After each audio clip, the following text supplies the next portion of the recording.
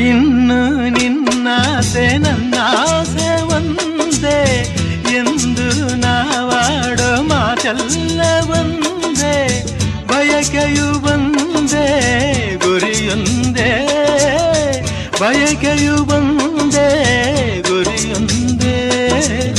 ನಿನ್ನ ಚೆಲುವಿಂದ ನಿನ್ನ ಒಲವಿಂದ ನನ್ನಲ್ಲಿ ತಂದೆ ಆನಂದ, ಈ ಸಂತೋಷ ಸೌಭಾಗ್ಯ ನಿನ್ನಿಂದ ಜೀವನದಾಗಿದೆ, ಅವಜನಾಗಿದೆ.